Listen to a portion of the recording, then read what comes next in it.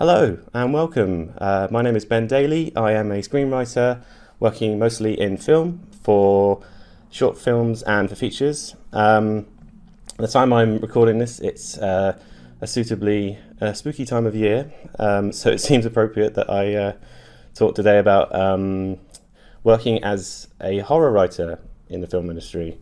Something I've quite a lot of experience in this genre particularly. I have worked in comedy as well and drama, but I would say probably the majority of my work is for horror. And I guess I probably should start by saying is I think most people's sort of path or journey through the film industry is all completely different. Like, especially for screenwriters, I think there's many ways you can sort of navigate your way through, and so really what's best, rather than me sort of lecturing on how this is how you should do it, this is the ways that work, I think there definitely are ways that are beneficial and there's things that can help, hopefully, but I think what's probably best is if I explain to you what my sort of experience is, has been through working in the industry, and in particular in horror, and hopefully I can give some sort of advice and tips on what might be helpful for both for writing and for just sort of navigating your way through. So yeah, I think I'll start with a little bit about me. It was a long time ago now. I graduated from university. I studied at Bucks University in High Wycombe, and when I was there, I was doing film and TV production. So a mix of all sorts of things, really. It was basically learning all the tools of the trade. And in fact, actually, while I was there, I was sort of looking to go maybe into sort of editing at the time, I think, because I'd done sort of YouTube videos where I'd done editing, and I thought, actually, that kind of seems up my street. And then it wasn't until uni that I actually thought, actually, I started to do screenwriting, and I thought, this actually does suit me quite well in terms of just having ideas and not knowing how difficult it would be, obviously, to make a sort of regular career out of it. But I knew that it's something I really wanted to do. When I got out of university, it just became more of a sort of a enjoyable hobby to do for work in a way. So yes, as I said, I was predominantly a screenwriter. That's what I do, but I have also directed short films, and I have been an editor, like I said. I find actually editing, in a way, it's kind of like writing, because it's sort of at the other end of the scale. You're basically piecing together the narrative. At the end, once everything's been put together, you can retell the story through the edit, which there's a sort of similarity. It's probably a reason why I was drawn to editing as well, because it is a very creative thing, sort of piecing together parts of the story and all these sort of things. You can change the tone of it, you can change all the mood and things like that. And also I've done a bit of producing in terms of my short films, because even I think when you work in shorts, I think even if you don't particularly intend to be a producer, I think you kind of step on those shoes in a way. Like you end up doing producing sort of roles, because you're working often on a short film, you're working with very small budget and you're working with small crew, and it's all, so basically the fewer people you have to take on extra roles, and it's it can, yes, you end up sort of learning a lot about producing. Also, I think short films are such a valuable thing, and I'll talk more about that in a bit, about my own short films and just how useful I think they are. And so yeah, so after university, I did a mix of different things. I did like writing for a few comedy sketches. I did worked on a web series, which is also comedy. Didn't come to any anything, which, well, as many people in the industry will tell you, that there's plenty of things that look like they'll be getting some steam and then they don't manifest, unfortunately. But it's I think the one thing I knew that I could do was trying out short films, because you can do that for next to no money if you have the right sort of idea. And so that's sort of where I started, really. I started to do through people I knew, and kind of getting people together and trying out some different short films to different degrees of success. I mean, some weren't so great, some were not bad, but it was basically just trying to learn the craft, really. It's trying to get better. And so it was actually quite a while before I actually directed or had any horror made, because I was mostly making comedies and dramas and things like that. So it took a good time before I actually approached horror. I'm not sure entirely why. I think I definitely had been writing horrors up until I finally got to do a short, which was back in about 2018. I think I did a film called Red Sky at Night, which I directed purely out of just thinking, well, it's a story I really picture how it's going to be. I've only really kind of done one sort of short, not sort of half directing, I'd say. It was just very, very much a very small scale thing. So yes, it seemed like the time was right to give it a try anyway. And then since then, I've done a number of short films, which I'll talk about in a little bit. And I think it just sort of hit a sort of spark. I think it was something I knew that, I think mainly because my two sort of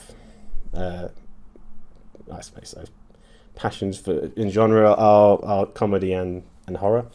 Mostly because you can kind of really get a response from people, and you can be very creative in both those genres. You can really sort of push reality and what you can do within the medium. So I my most recent short horror was it's called The Fireplace. At the moment, it's on the festival circuit, and I'll talk some more about festivals in a bit. But working in shorts, I think for many reasons it's beneficial, and I think a lot of people will tell you that, because it seems to be a very good starting point, because, like I say, you can learn a lot about your making the craft, and getting better, especially writing about actually having your work on screen and having actors read your lines, which is a huge thing, because it might look all great on the page. You might think, oh, this is I'm happy how this looks, but it's not until you actually get proper actors to vocalize it, and then you realize things aren't working, and then obviously you change it on the day. Sometimes they'll tweak things, but ultimately it's just helpful to get things made so that you can work out what's working, what's not working. And for other reasons as well, it's great because you're learning. And I can't remember who said it. Someone said it was that it was actually sometimes harder to make a short film in some ways, because you're so constricted. You've only got so much time to work with, so you do have to be quite ruthless with your story. You have to really cut away as much as is needed, because ultimately people have expectations when they watch a short film. They know that it's only going to be, I don't know, say up to 20 minutes roughly, something like that. You really have to learn how to tell what you want to tell in a short space of time, and that's very difficult. And it's I think quite a lot of short films end up becoming more sort of like pieces of a bigger piece. Really, they're either sort of sketches of something, or they're sort of trying to give you a sense of something. But I feel like the real sort of challenge is to try and compact a proper story into a short space of time, which is not easy to do. But again, through making shorts, I think you just improve in writing, just to know what is needed.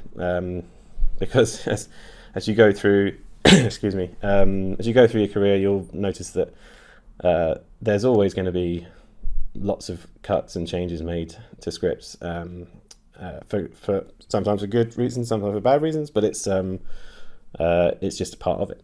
And so you kind of learn that early on from doing short films, that you are going to need to not be too precious about things you've written. So and another thing as well that falls into that is that you're working on a small budget, which is of course very valuable to understand the importance of having a budget at all, and knowing just how to manage it, really. That's again how it falls into the kind of doing the producing role, where you end up having to navigate and understand what's the most important things. How's this gonna how are we going to get the most out of this budget, basically. And I know obviously there's a forever on clash between producers and directors or writers, it's about like what we want to make and what's feasible, and it's for so many reasons, because there's so many moving parts when you're making a film. There's so many people to get involved in, and you've got time is the biggest enemy, and budget reasons. You can't afford everything you want. I think a lot of people they first go into making films and they think, I've seen all these big films I love, that obviously most of them probably have a huge budget, and they realize, you can't actually get as much as you want on a small budget. But then you learn what you can do. You can do things. You can be very creative on a small budget, and I think that's the best way, because then you're not sort of just, you don't have an endless amount of resources. You have to kind of focus on the importance of what is most vital. I'm probably just repeating myself on this thing, but it really is so important in that sense. And I would say so once the films are finished, and if you've done a short film, it seems like the most obvious route to take is festivals, and I have done many of those now. So it's its own world, really. Festivals. It's like you have to kind of work out what's a sort of another sort of way through that's going to be beneficial, because I mean there's so many festivals, and you can spend a fortune just going through just paying for hundreds at a time if you're really dedicated, but it's no point just sort of going for anything. You kind of want to have a strategy as much as you can. It is difficult, because I know when I started out, it was like I didn't really know how do I work out what's going to be important, what's going to be useful in the long run, because it's all very well getting into a festival, getting a laurel and stuff, which is very nice, but then it's like, well, where does it then go? And I found with this recent one, which I'm doing for the Fireplace, I decided, okay, I'm going to mostly try and stick to the UK ones, just because I can go to those festivals and I can meet people, which is very valuable. I mean, that's really where you make your contacts, and you hopefully find opportunities to go on to do other things is through meeting people at these sort of events. And there is obviously other ways. There are things like if you were going down sort of the Oscar contender route and BAFTAs and all that kind of thing, you want to go for festivals that are BAFTA and Oscar qualifying, and BIFA as well, because you do have to really know where you're going with that, because they're obviously much more closed off. You have to get the qualifying ones to get into the next stage, and that could be sometimes it's 1, sometimes it's 2 you have to get into. But if that's the way you're looking, that's then. Yeah, and I would say, like, I think with horror as well, you have to have something you think will suit those festivals as well, because it's like, I would say a lot of those kind of big awards ones, they're going to want something quite specific, really, in terms of quality and all that kind of thing. Like, it's often, I wouldn't know off the top of my head how many horror films get into these things. I would say, I know it does happen, and I think, as I was going to mention later, that is the horror is in a very good state at the moment. I think it's in a good place, because I think in recent times, with lots of films like Weapons and well, I mean, it's going back as far as Get Out, I suppose. It's sort of started a stream of people taking it a bit more seriously as a genre, and I think because there's so much you can do with it. And I think it's also a sign of times in the world when things are a bit turbulent. You know, the people want to sort of manifest all those kind of crazy things into sort of fiction, which I completely understand. So festivals, they are like, they're kind of a no-brainer, really. You have to sort of, even if you can't expect it, like, if I get into this festival, then that's it, I'm going to get offered a feature film or something, I'm going to get all these opportunities. You still have to sort of be patient and see where it gets you. And as I say, I think the most valuable thing is just getting out and meeting people there, representing your film. Doing as much press as you can, really, because otherwise they can just sort of get lost in the mix of the big world of shorts. As another thing I was going to mention is that there's not that many sort of outlets for shorts in the same way as there are features. I think there are YouTube channels that do showcase short films, like Alter. There's others as well that you can get more of an audience once you've finished your festivals. Then you can hopefully, if they accept it, then you will get more of the audience to see it. But ultimately, there's not a Netflix for short films. There may be one day. I don't know. That it seems like if there was enough appetite for it, that would be kind of a good idea, I think, to have somewhere exclusively for that sort of thing. I may be wrong. There may be somewhere I'm not aware of, but that seems like a sort of a bit of a blank spot in that sort of area. But and also, I think for shorts, you can't really expect to make a lot of money out of them, because it's possible you might make some. There are festivals that give away prizes, money prizes for winning certain awards and things like that. But ultimately, I don't think it's unlikely you're going to make a profit on a short film. I think it's basically there to showcase your work and what you can do, and hopefully be a stepping stone into another, or wherever you intend to go next. I mean, I think most people probably, if they're staying in the film world, they want to go from a short film to a feature film, and I think that's a good thing about horror as a genre, is that it is sort of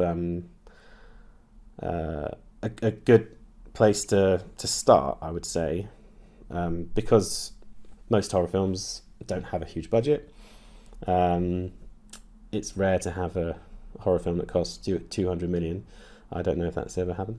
I could be wrong, but it's so most, and I've always thought this is why I think also about the the fact that horror is doing well at the moment, because you can have a horror film that costs, a few million, even that's a small budget, a few million, and has potential to make, potentially hundreds of millions, which has happened. It's happened with Blair Witch Project and Paranormal Activity back in the day, and then recently I said Weapons, and it's there's lots of films that do well even for a small little independent horror. If you get the right sort of story and you get the right, I don't know, just get the right feel of the moment, and you can actually make a real splash with a horror film. And so that's, this is a whole other world, actually taking that step from a short film to a feature. And I'm still, having been in it for a long time, I'm only really just sort of still coming together how you do it all, and I've started to get more of a grips of how it is done, which is helpful for me to know, because even though I'm not fundamentally a producer, it is useful for me to know how to do these sort of things, how to get financing and all that sort of thing for a feature, because I'm the person at the starting line, with my script saying, hey, let's make this, so you really have to have an understanding of how it all works, or have a very good producer already attached, and obviously I could do a separate thing about funding for features, with my average knowledge, I would say, of how it all works, but no, I'm getting sort of a better understanding, but that'd be for a different time. In terms of my own sort of path into features, I've had a number made now. Actually, it came from a job listing on Mandy. Probably would have heard of Mandy. It's, if you're not familiar, it's a website for crew and casting jobs that are listed there. You can find lots of great little things on there. Often they're on the sort of smaller scale. Not always, but often there'll be sort of small scale things. So it's great for sort of starting out in that sort of sense. And this is, I was going a few years back now. I was on Mandy. I found a job listing looking for a screenwriter, and this was with I can't remember exactly if it was Jagged Edge or Champ Dog Films. I think at the time it might have been Jagged Edge, because I've since gone on to work with them on a number of films.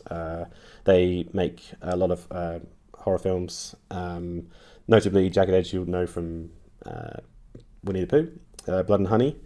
Yes, they have a lot of experience in making those sort of horror films, and so I thought that'd be great. So we can collaborate on this sort of thing. And then so the first, I sent them a sample of a script I'd already written, because I've got a lot of my own feature films I've written in the horror genre, and I sent them a sample, and then obviously they liked it enough for me to come on board, and they were looking for a script writer to take a premise or an outline and then turn it into a feature film. And so, yes, the first one, I remember it was very, very quick turnaround. They needed it in a certain time frame. So I had to, take what they'd given me. They had an outline of basically the points of what was happening in the film. I can't remember if it was scene by scene or if it was sort of like, sort of the story beats. So I that was very, very good experience, because it was a chance for me to take someone else's idea and develop it into a fully fleshed film, and into a screenplay, and with the promise of actually it getting made, which is very rare in this industry. It's to actually have a finished film and all that sort of. It's so that was fantastic, and then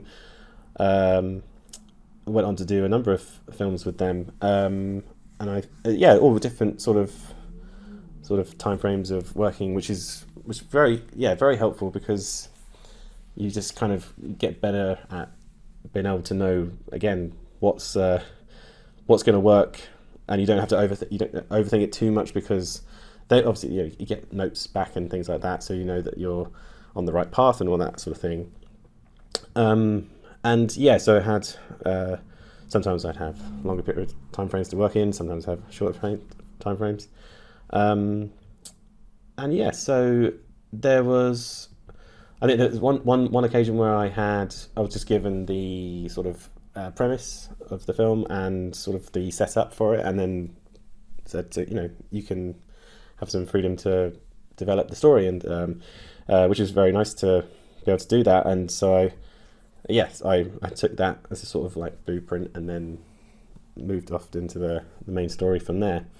And I think after I had that, I'd probably done about, I don't know, several films by that point with those guys, so I knew the sort of what they were looking for, and I got a bit more accustomed to doing that sort of thing. And then because really on my own screenplays, you spend forever working on them, just always fine-tuning, tweaking, but really realistically, once you get to the opportunity where you actually get a film made, you're always going to be strapped for time, and you're always going to have to have notes and know how to work with notes and rewrites and all that kind of thing.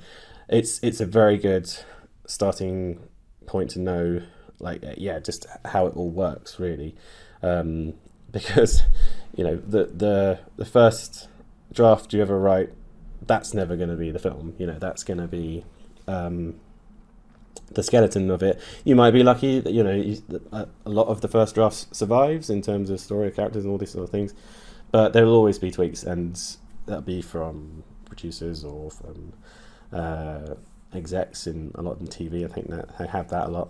And then obviously then when you come to filming, things change for various reasons within the film as well. For whatever reason, things get changed or cancelled because of unforeseen circumstances, or people on the day, they think, oh, maybe we should try this differently, and all that sort of stuff. So that you just gotta, from an early starting point, you gotta basically get used to the script changing and developing. You can't ever be too precious. I think the only time you really can have your film as you envisage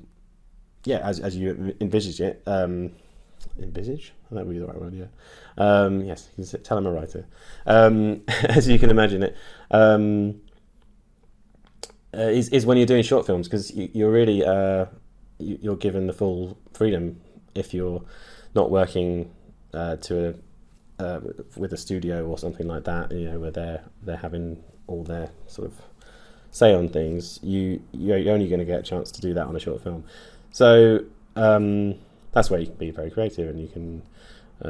That's probably the main reason I directed those short films to begin with, because I thought this is probably a safer space for me to test it out. It's obviously a different sort of circumstance when you're working on a feature film, when it's a lot more at stake, and there's much more moving parts and people, and a lot more money involved. Excuse me. But yeah, so in a roundabout way anyway. So it was very good for learning about how to work quickly on these scripts, and how to take notes, and how to develop drafts and all that sort of thing. And also the tone that they're going for, is good to get that sort of confirmed up front, what sort of style they're going for, in terms of like they might want it to be slightly comedic or very dark, or it should sort of become obvious when you read the outline what they're going for, but not always. They might want it to be a bit more fun, and or they want it much more serious, straight, or a bit of both. And so I think it's good to get that kind of confirmed at the beginning, just to kind of so you're on the same page, and then you have to keep doing lots of rewrites and different styles and things like that. So in terms of what I'm looking into doing next is, as I've written a lot of my own feature films for horror in particular, and that's kind of what my ultimate goal's been, is to get one of those made. And I feel like I've got enough experience now and worked on a variety of different projects, which is great. And now I'm sort of understanding a bit more about the way you get these things financed and all the moving parts. It seems a bit more in reach now, but yeah, it took a long time to get there, and everyone works at their own pace, and I think you will as well. I think it's some people just it's so much down to timing and luck and just putting yourself out there. And yeah, obviously I can give you all the tips in the world, but it all depends on how you approach it. And speaking of tips, I can give some of my own sort of things that have been useful for me. There's the obvious sort of screenwriting textbook is Save the Cat. I think is probably widely known amongst writers. Goes back quite a while. It's basically sort of showing you the archetype way of writing a plot. Basically, it's all the things that should kind of and often do repeat themselves from film to film, no matter what the genre or what. Obviously, to different degrees, you can play around with it, but essentially, if you've got the basics, then you'll work with that. So, Save the Cat is a good sort of starting point, I think. And I remember even at university being told that it's you learn the rules to break the rules. So you can, as long as you understand the basics, you kind of keep that as a core, and then you build from that. You can choose to go off in your own direction, and I think these days people are quite used to the cliches of, I think people have seen enough films and know kind of where things are going to go, and so if you can really sort of to go somewhere unexpected, especially in horror, I think it's such a sort of playground for trying out different things and being quite radical, I think, in terms of what you can achieve on there is so it's Save the Cat's good just for in general for script writing. And there's also I was reading books about the old Greek myths about that's the archetype story, the hero's tale, and it is true that these things do repeat themselves throughout, things like that. So these sort of just getting the groundwork of understanding plot is useful, even though of course in horror it does differ sometimes, because the classic plot would be kind of going up and down. Things go up and they go down, and they go up, and then normally there's a nice resolution at the end. It's all good and everything's fine. But with horror, it's sort of like there's down, up a bit, and then just down until the end. So it's got its own sort of patterns. But then there are things that repeat, from the old classic story arcs and all that sort of thing. There's also another one which I'm sure you can find online as very helpful tip from the guys who write South Park, Trey Parker, Matt Stone. They this goes for everything, in especially for TV writing, film writing, just narrative in general.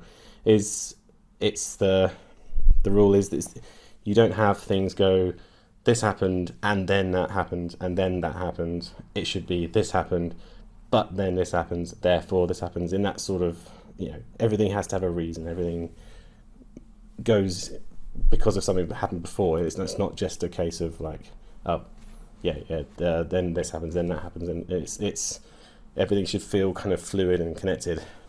And because you notice it when you watch something, and you lose your audience when suddenly things just happen for no reason, and you're kind of like, why am I'm not believing in this anymore, because it doesn't seem realistic, because it should be for a reason. You could tell that there has been thought gone into this.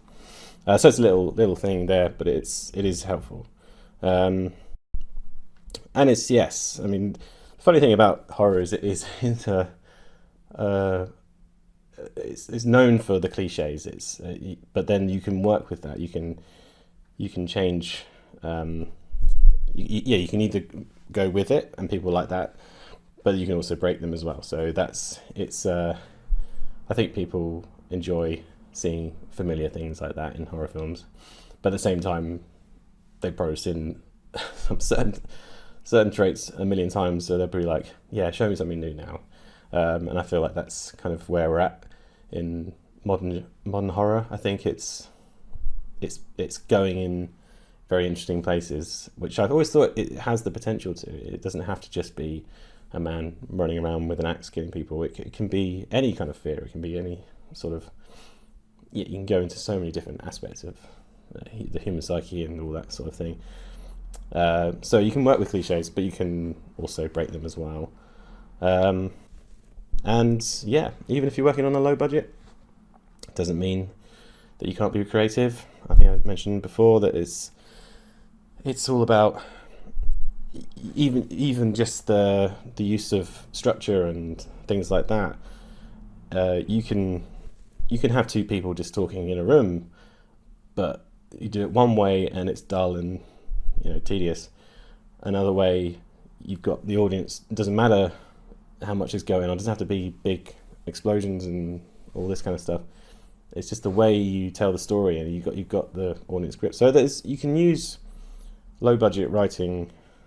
I say low budget writing, I mean as in writing for a low budget sort of production. You can use that to your advantage to actually get the audience on board without having to go extravagant. And it's the classic sort of dramatic things that always hit you. I could go into all the problems with AI, obviously. That's for another video, but there's nothing that compares with just the things that work in films. It's all about the emotional connection, all that sort of stuff. And even if I think people might dismiss horror as like, it's just a load of blood and gore and screaming, but no, it's the best ones are about something, and it's about the emotional weight of things. So you can do so much with story in itself, and getting the right characters as well. And so I suppose, in terms of navigating through the industry, as I said at the beginning, everyone goes in their own direction, everyone goes their own pace. There are things like getting an agent is often cited as a great direction to go in. I personally don't have an agent. I've contacted them, not been successful at this point, but I think it's a tricky one to get into. It generally it is, because they have a lot of people on there, a lot of clients on their books, and unless you have to sort of really be, you've got to make a name for yourself in some ways to be able to sort of get in there. Or sometimes they do want you to be recommended by an industry professional. If you're able to do that, that's the way in. But there's obviously, it doesn't mean you have to have it. There are ways of getting around it, but it means that it's lightening the load of actually trying to find the opportunities and all that. Networking is the big one, obviously. It really does make all the difference, I think. Just people having a face-to-face interaction, they're much more likely to remember you, because online it's fine, you can email people and all that kind of stuff, but you can get kind of lost in the thicket that is the internet, and it's just there's no guarantee that networking will definitely work out. It's you have to kind of persevere with it, I think, sometimes, but you can be very lucky and then meet. And I think that's quite a nice thing about horror as well, is that it is quite a nice, it's kind of a community in a way. There's a lot of people that in the same circles in the horror world. It's sort of you'll come across the same faces again and again, and once you've sort of got to know people, and it's generally quite a lovely bunch, considering all the things that they make for films. It's myself included. It's just I think we just enjoy the entertainment of that, and so it's nice to be once you finally get into that side of things. But for any side of, if you want to get into horror, if you want to get into drama, if you want to get into sci-fi, whatever, there's networking is just always helpful. And Script Angel is another one I will put a link to as well. It's a company that's set up to help scriptwriters develop from the writing stage into trying to get into things, hopefully in development, and helping with writing getting notes for scripts and getting them to a good stage to send out to people. So there are things out there that will help. I think, and another thing is just to keep writing. It sounds like such a simple answer, but it's there isn't a substitute for just getting words on the page and getting better at what you do, because it's free to do it. Just to actually improve in that sense. Even if you think, this isn't going to be the script that I pursue, or I don't know if it's got that much potential, but I still want to carry on with it. It's just good to get it. You naturally just get better as you write more. So that's just a roundabout way of saying keep it up. That's the main thing. So yeah, I will put a link to my Instagram. I think that's where I'm most active on social media. If you have any questions for me, I'm sure there's things I've not covered in this which would be helpful that I can, if you want to message me on there, I'll put my link onto my Instagram there, do get in touch, and I hope this has been helpful for you. It's a funny thing to be actually talking about these things in a sort of a teaching sense, because you start off not knowing anything, and then it's just a case of, like I say, just sort of navigating your own way through. And if any of this has been helpful, then that's fantastic. I encourage people just to keep on going, because it can be disheartening at times that you think, how do you ever get anywhere in this business? But the rewards for it are great, and horror is a great thing to work in. Like I say, if you have any particular questions, do let me know, and hopefully I can, at some time in the future, I'll be able to give some more tips and impart some more knowledge if I obtain any. So yes, thanks very much for watching or listening, and hope to see you soon.